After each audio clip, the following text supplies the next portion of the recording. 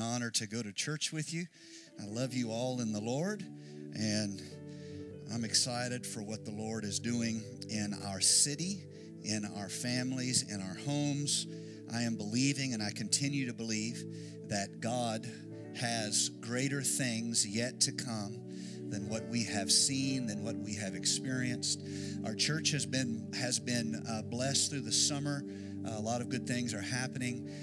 This past Sunday, we had our adult count in the 11 a.m. service, I believe, was about the same size as it was on Easter.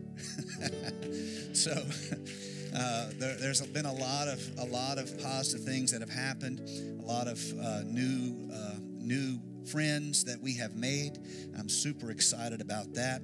All we can do is try to do the right thing and let God do what He does, which is rebuild hearts and restore hope, rebuild faith, and replant joy. You understand what I'm saying? God has to do that. So today, many of you are catching the tail end of a series I've been doing over the summer, and I intended for it to be done by now, but once I got started, I was surprised at how much of a positive impact it had on people's lives. I really appreciate it when you let me know when something really helps you. I thank you for your compliments. Now, the greatest compliment you can give us is a review on our website or our church social media. That's the greatest compliment you can give us. In fact, whenever someone tells me something like a message really, really blessed them, I always want to say, well, go to my podcast and give me a 5-star review. That is the most long-term influential thing you can do on a podcast. It like jumps you up through all the layers of the more 5-star reviews you have. I appreciate your support of our church, and I love worshiping the Lord with you. I'm so thankful the Lord has brought us together and bound us together.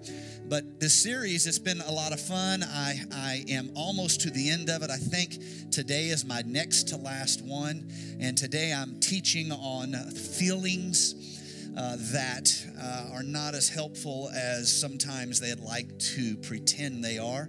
And my title today is going to be 3 Faithless Friends. 3 Faithless Friends. And I have racked my brain to try to come up with a song about other people. And most of the ones I found, I didn't know, and you guys wouldn't know. And so I've struggled with this, and I would not do a song today, except I promised last Sunday that I'd do one, and last Sunday, and now I'm on the hook. And so the only one that I can think of that applies to other people and bad friends is not one of my favorite singers, but nonetheless quite talented, and it goes like this. And the player's gonna play, play, play, play, play. And the hater's gonna hate, hate, hate, hate, hate, hate. I'm just gonna shake, shake, shake, shake, shake. Shake it off, shake it off. Hoo, hoo, hoo, hoo. You see, they didn't like that one as much. Did you notice that? I think you were like, that just doesn't fit, brother. You need to go back to old school. You know what I'm saying? Oh, well. My kids love that song. I don't understand why, but hey, it's a kid thing. So let's get started. I'm going to talk about 3 faithless friends, and I am going to read from a short passage in Job, where Job's 3 faithless friends show up and begin to talk to him. And they begin to reason with him, and for, if I remember correctly, right around 30 chapters, they argue with him, they philosophize with him, and most damagingly, they offer their theology for his trouble. They are faithless friends. They are the kind of friends that with friends like this, you don't really need enemies. And it starts in chapter number 4.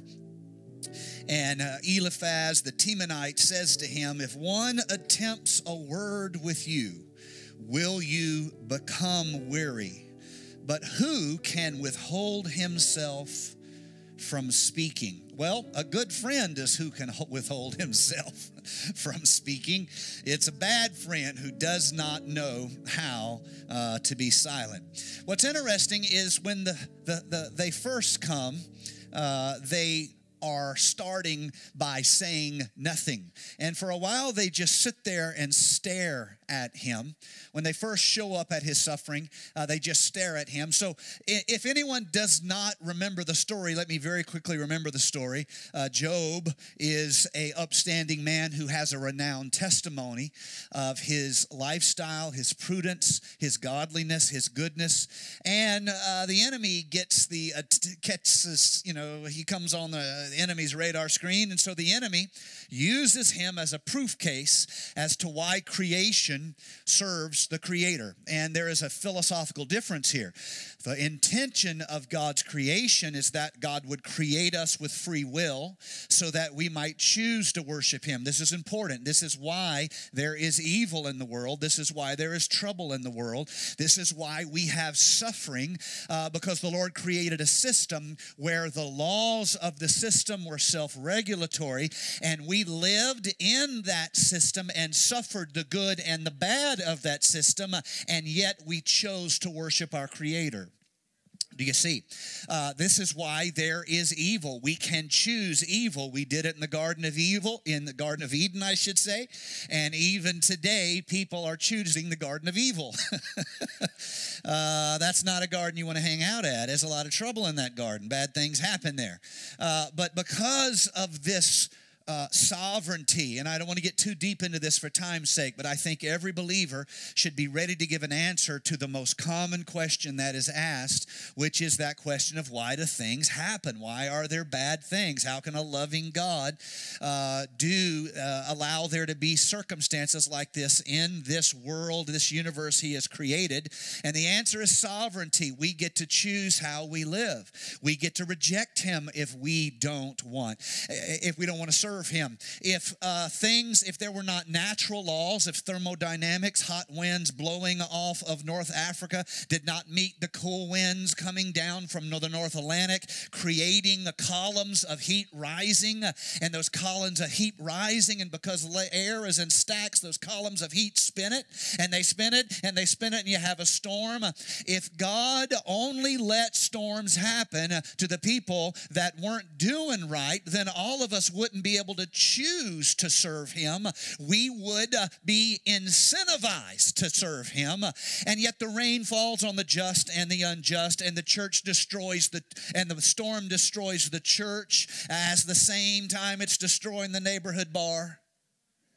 And yet the people in the church, although they are subject to the systems, they say, I choose to serve God. I choose to love God. I choose to honor my Creator. This is the philosophical argument between Lucifer and God. The Lord is believing humanity will choose to serve Him, choose to love Him. Lucifer saying, no, no, no. They only will love you if they have a great life. If you bribe them, then they will love you. And so Job becomes the test case. I pray I'm never a test case. Test case have very difficult lives, but Job becomes a test case for why humanity, or what is the service and the source of love from humanity to God, from creation to creature. And so all of the good in Job's life is lost. His children are lost. His wealth is lost. His herds, everything he had. The only thing that God, the enemy, I should say, the only thing Lucifer left him with was his wife, because even the devil knows it's harder to live with a critical woman.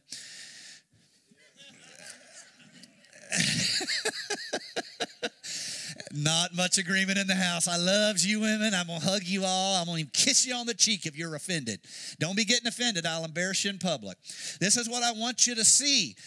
Job has to choose. He has to choose. In spite of my circumstance, I'm going to serve God. If you have trouble in your life right now, I thank you for showing up at the house of God and showing the devil you serve him because of who he is and his great love toward you.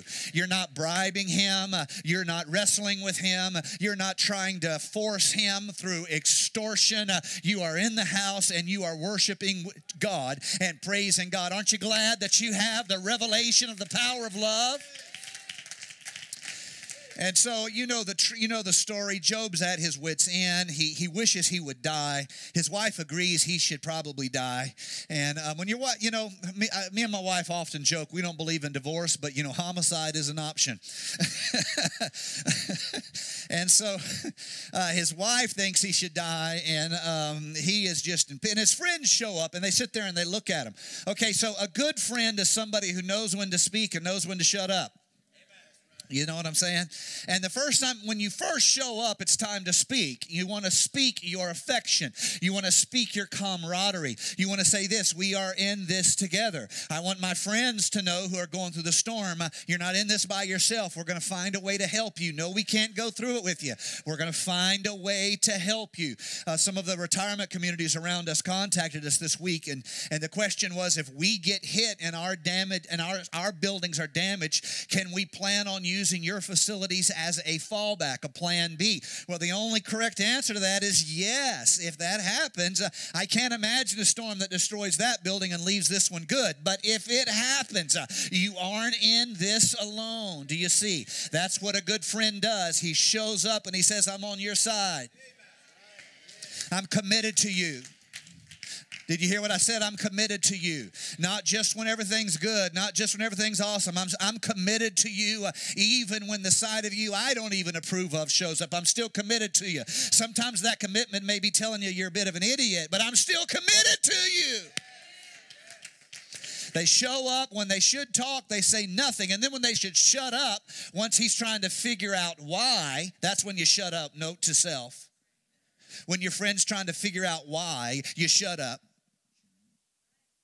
When they're trying to figure out if you're on their side, you speak. That's another sermon. Won't get into that today. And so they don't talk when they should, and then when they shouldn't, they can't stop running their mouth. And they pretend to be on his side. They pretend to be on his side. That's the first error. They're not really on his side. Number two, the second error, they pretend to know more than he does. Honey, you don't know more than they do. You just have a different perspective. So make sure your advice is couched in humility. Can I have an amen? Number three, this is the worst one. They pretend to speak for God. You don't speak for God. God is in heaven. You are on earth. The writer said, let your words be few. Moving along so I don't get you depressed. And so they hurt him by pretending to help him, pretending to be on his side, but ultimately their advice is destructive to him. And it takes him 30 chapters to get to work through the problems of their so-called friendships, to finally he says, I rebuke you. I do not receive this. I rebuke you. And the bondage he is in of suffering. In fact, the Bible calls it the captivity of Job, not the suffering of Job. The captivity of Job is broken when Job prays for his friends who weren't very good friends. I don't have time to preach that. That's just another thought for you on this fine, beautiful day we're having here today. We have in our life feelings and emotions that show up and pretend to be on our side. We have certain emotional experiences that when we feel them, it feels like they're taking our side. It feels like they get it. You know, they have eyes to see. These feelings feel true. Somebody say true. They feel true. They pretend to be on your side. They pretend to see clearer than you do. And they pretend to have the weight of truth, almighty truth behind them. But they are emotions that will hurt you. They will damage you. Garden of Eden, where when the serpent speaks to Eve, the serpent pretends to be in a conspiracy with her against God.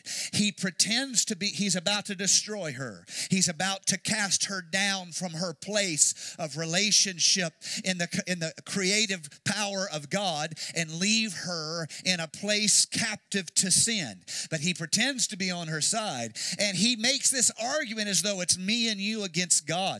God doesn't want you to eat that fruit because then you will become like God. He is pretending to be on her side, but he is trying to destroy her.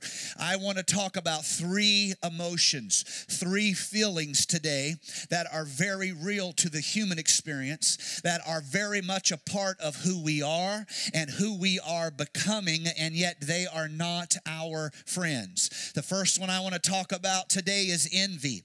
Envy will pretend to be on your side, but it is damaging you. The second one I want to talk about today is greed, and the third one is that great Lucifer of all emotions, pride. Envy, greed, and pride will all make an argument in your mind as though they are looking out for your interests. They will make an argument in your heart as though they are helping you and they are on your side. But a curious thing happens when they are done speaking to you. You have less hope than you had before they ever spoke. You have less joy than you had before you ever felt them. They leave you a spiritual pauper. Literally in spiritual poverty. They leave you empty. They leave you bereft of meaning when envy and greed and pride work in your life. Although their arguments sound convincing, they strip your soul of the presence of God. Envy, let me very quickly remind you, envy is often very similarly seen as jealousy. But I want to make a distinction here. I think that is important. Jealousy can be seen as a good thing. Jealousy comes from the root word of zeal, and you can use the word jealousy in the manner that you are zealous for the good. And so when God says he is jealous for you, and he is jealous for your praise, and he is jealous for your worship, it is though he says, I love you so much, I can't hardly stand it when you go give your affection and worship to something that doesn't matter. He is jealous for you. He is jealous for your time. That's why entertainment shouldn't get all of our time. He is jealous for your praise. That's why you need to make sure you culture in your life an atmosphere of worship and thanksgiving. Can I have some agreement in the house? He is jealous for that. Jealous can be used in a positive sense, but we often use it in a negative sense. We often say jealousy when what we are referring to is envy. Envy is always shown scripturally in a negative sense. It is always shown as a bad thing. Envy is defined as resentment that is aroused in you by that which someone else possesses. Envy is when you see somebody who has something you wish you had, and rather than thinking, how can I work my life in such a way that I could have that, what you do is you hate them because of what they have. You are creative, but what you are creating is hatred. If you saw something that someone had, in many cases, they arrived at it through effort, through planning, through time. There are some things that they had nothing to do with. They might have the skinny gene, and no matter what they eat, they don't gain any weight. I want you to know for the record, I hate you. Do you understand what I'm saying? That is a very human response. I'm mad because you get to eat all the banana pudding you want, and every time I smell banana pudding, I gain a pound. You see, you might have the skinny gene. You can't take credit for it. You have nothing to do with it. But I want you to know that is actually very, very rare. Some people you think have it. You need to watch how they eat. They don't really have it. I know one person who her whole life, this is someone who's, well, let me just say, this is my mother's lot. A lot of her friends and family always talk about, oh, you never gain weight. Well, if you watch how my mom eats, she does a pretty good job of regulating. And what you think is a gene is actually a kind of nutrition lifestyle that she has got in the habit of doing. Now, if you watch somebody and they get grilled chicken on their salad and you get a double hamburger with a double order of fry, you should not blame their genes when you can't fit in yours. I'm not being ugly. I'm just speaking the truth in love. Now, there are some people, they can eat everything in sight. My wife and I went to college with a girl, actually is the sister of Chad Udemark, Sabrina. We went to college with her. That girl can eat. She can eat everything on her plate. She can eat everything on your plate. She never gains any weight. I hate her. I hope she stubs her toe today. You see what I'm saying? This is a reality. Most of the time, however, envy, rather than being a fun thing we tease about in the manner of someone who can eat everything on a plate. Seriously, we would go out in groups in college, and we'd make fun of her. She was a joke on the campus because she'd be like, she'd finish her food and she'd say, are you going to eat that? And you'd just be like, no, sister, I stand in awe. I stand in awe. And then she'd eat yours too. It was a beautiful thing. And yes, I'm not happy about that.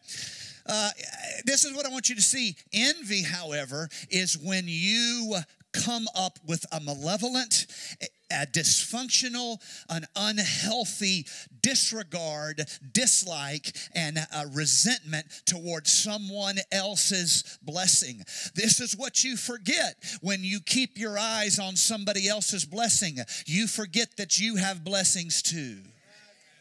And this is what makes you a spiritual pauper. You forget that you are blessed too. You may not have the skinny gene, but look at you walking around healthy. There's people getting chemo today. There's people sick, and there's people can't get out of their bed today. But all you can see is what somebody else has. You have made yourself a very spiritually poor individual. You have made yourself weak. You have allowed envy to pretend to be your friend, but when it's done with you, you are broken, lonely, and bereft of meaning.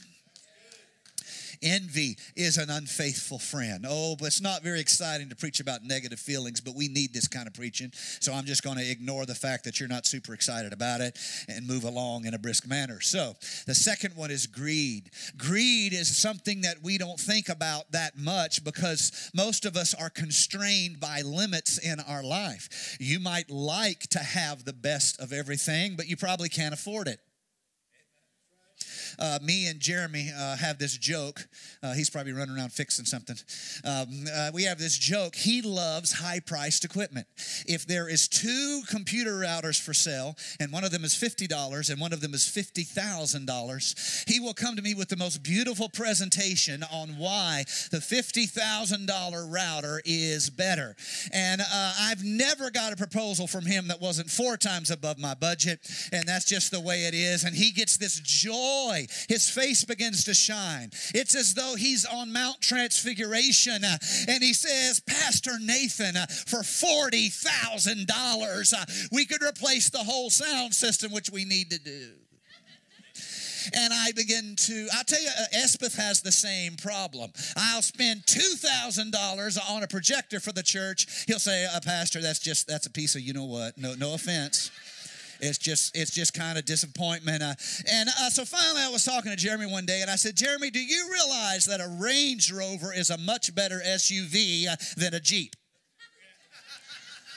He said, oh, yes. Oh, Range Rover, come into my life.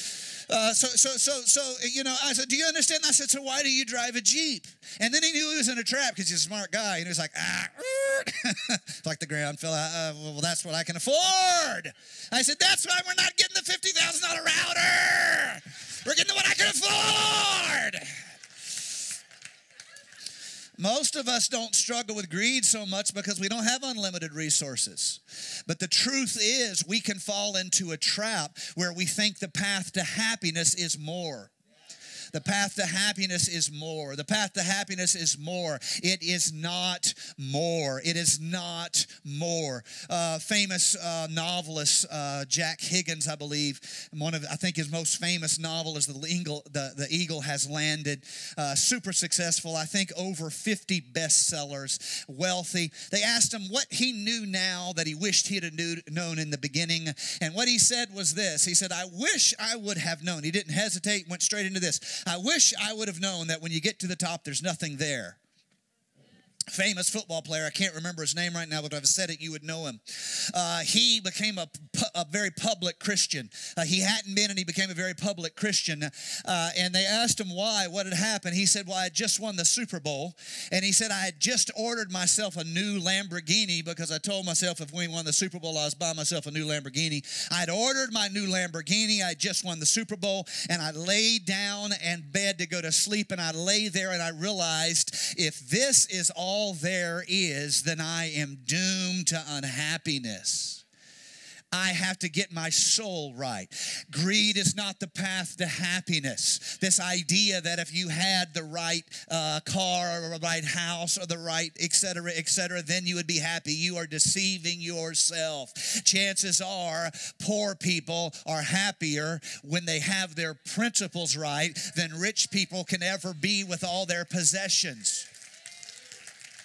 I listened to a therapist recently, a therapist I listened to. He's got a beautiful mind, and he does these philosophical speeches and stuff. And he talks about how he talks to people, and they have yachts, and they have homes, and they have the finest of everything. He said not only that, they have pleasures of the flesh. He says they have gorgeous mistresses, and they have wives who don't know they have mistresses.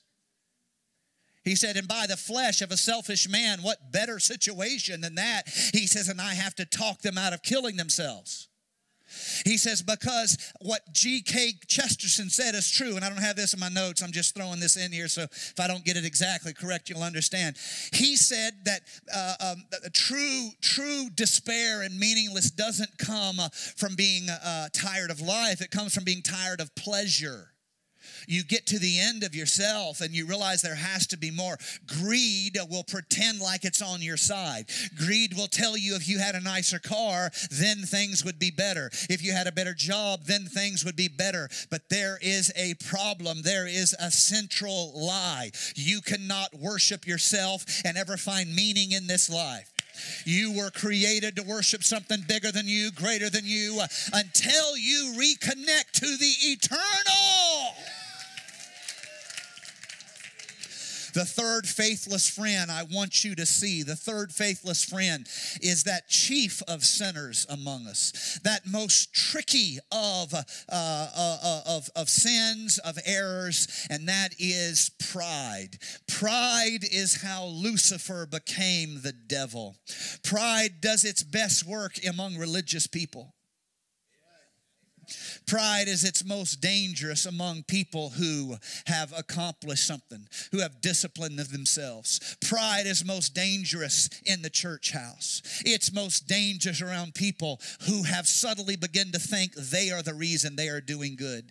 And they're the reason why they're being blessed. And they're the reason why things are happening to them. They think God's love is the result of their actions. They think Calvary is the result of their goodness. And they arrive at a point where not only are they impressed with themselves, but they're not exactly sure why they even need God, because look at them. Look at what they have accomplished. Look how good they are. They don't talk bad. They don't live bad. They're just awesome. And they're always on the lookout of people who are unworthy of them. Pride is how Lucifer became the devil.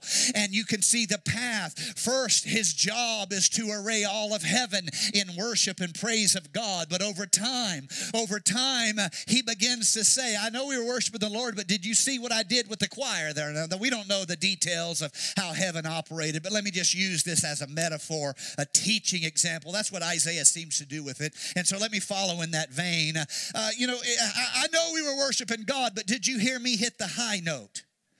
God's pretty impressive, but have you seen me? I am pretty good too. And pretty soon this path pride leads you on is not only is, God in heaven, but honey, you're in heaven too. And it's not just that other people aren't worthy of God. Other people aren't worthy of you. Pride pretends to be your friend. Pride shows up and pretends to be your friend. And it somehow convinces you that you should receive the credit of the blessings in your life, that you are the reason why you have been invested in by God. Let me tell you, whatever you have done by effort, you were given much more than you accomplished by effort.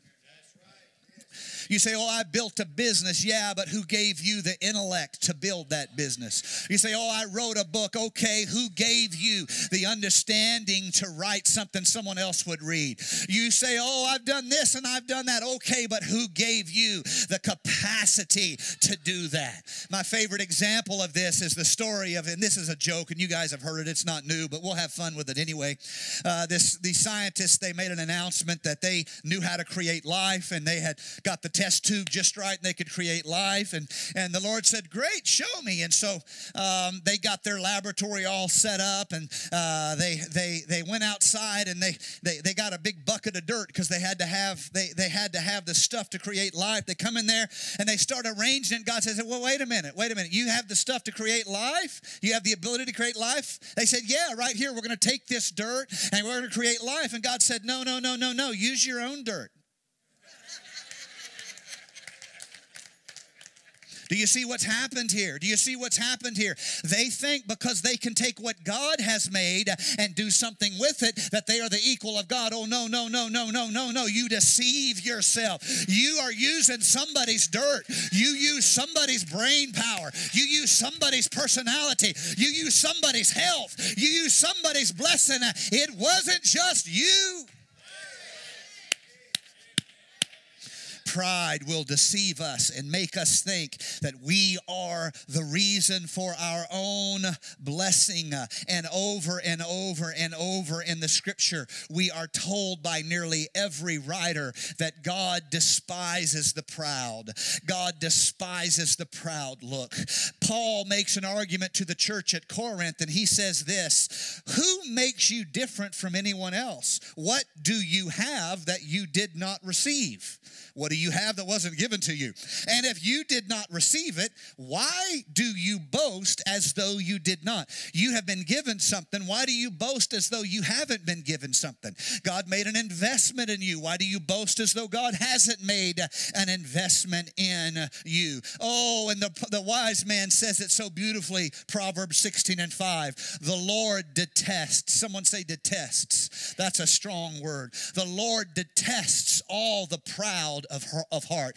Be sure of this: they will not go unpunished.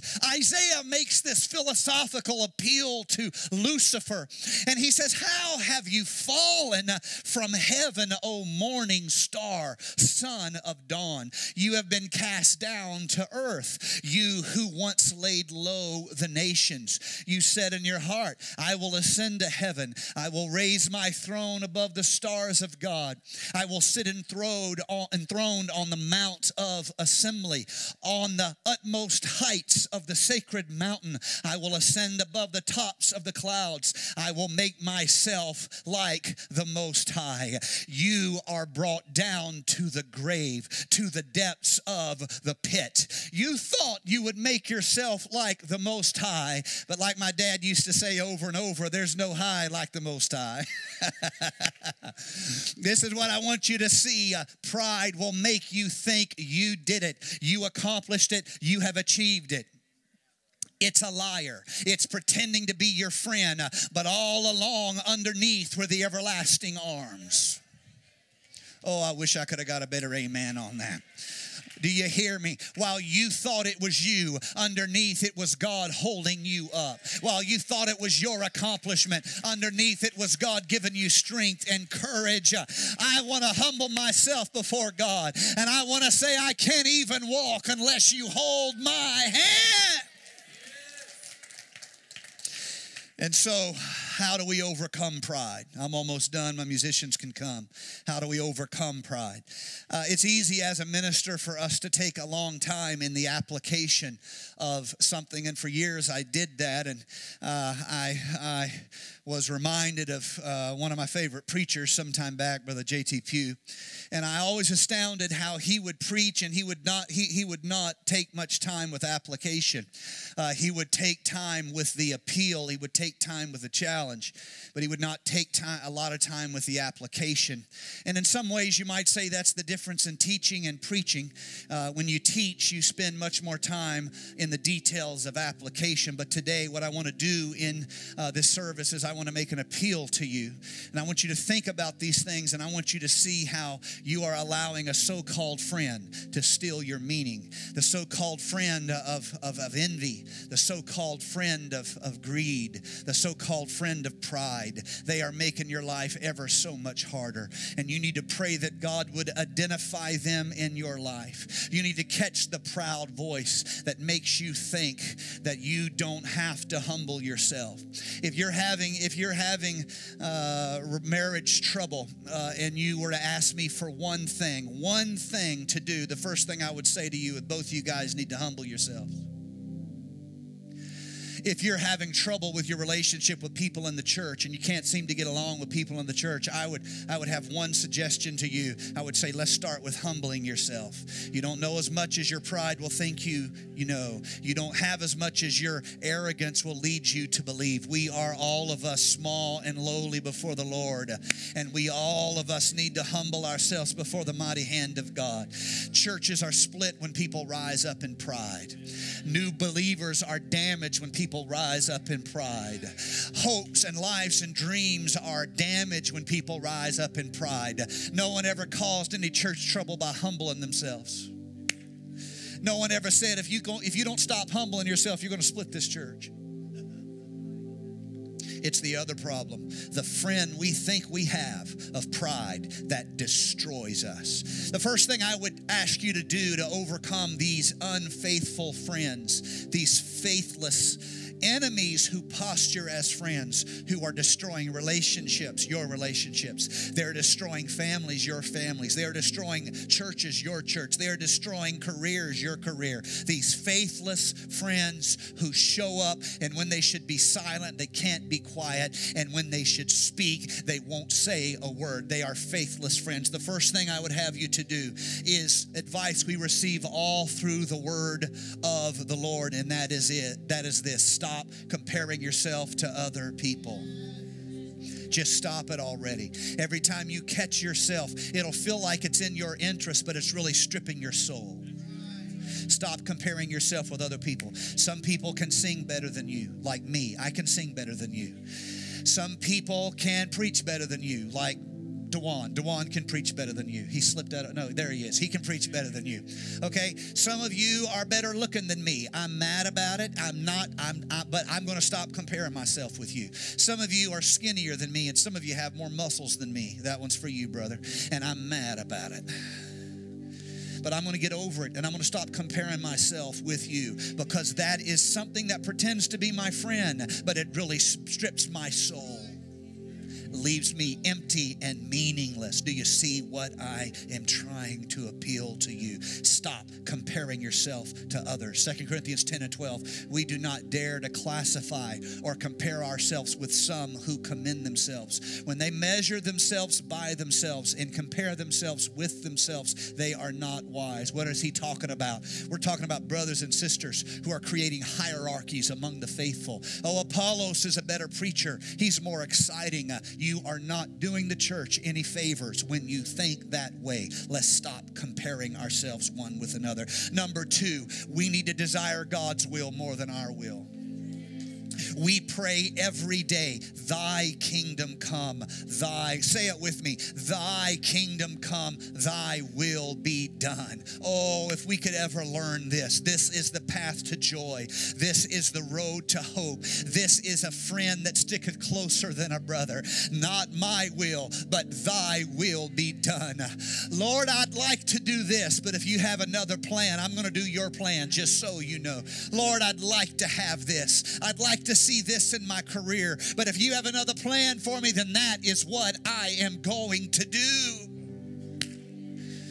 I was in a room here recently, and there was, because of the circumstances, we were having to give it, some pastors were having to give advice and to other pastors. And there was one pastor who said, I don't know that I should give any advice. He said, because on the basis of size of churches, I shouldn't be giving you any advice. And I interrupted the whole meeting. And I said, brother, please don't ever say that again.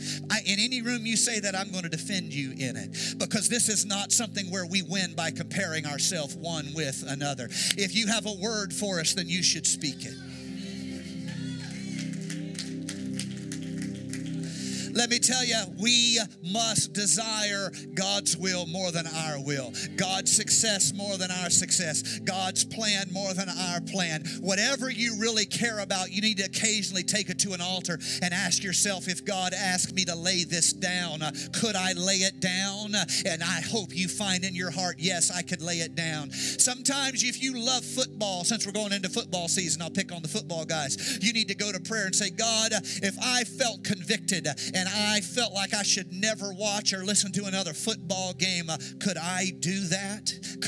Would I be willing to do that? And if the answer is not yes, then you are doing yourself no favors. Are you hearing me today? You're doing yourself no favors by holding on to that in your life. Whatever it is, if it's a particular career, and if you could not say, God, I could lay that down if you asked me to do it, then we need to humble ourselves and say, God, we want your will, not our will. Thirdly, you need to accept God's love for you and give up on building your love for you. Now, I know we're in a society where everyone talks about, you got to love yourself. You got to love yourself first. Trust me, there's no risk in this generation of people not loving themselves first. You see what I'm saying? But that is a bit of a carnal solution. I'm not saying it's all bad. There are elements to it that are true. In fact, Jesus says you love your neighbor as you love yourself. It's hard to have love for others if you're filled with self-hatred. We understand that. But let me tell you something better than self-love. God's love is better than self-love. I don't have value because I love me. I have value because God loves me. And finally, I challenge you to practice humility every day of your life. If you're fighting with your husband, humble yourself. Ooh, not a single amen. If you're fighting with your wife, humble yourself. Kids, if you're mad at your parents, humble yourself. Saints, if you're mad at your pastor, whoop, there it is.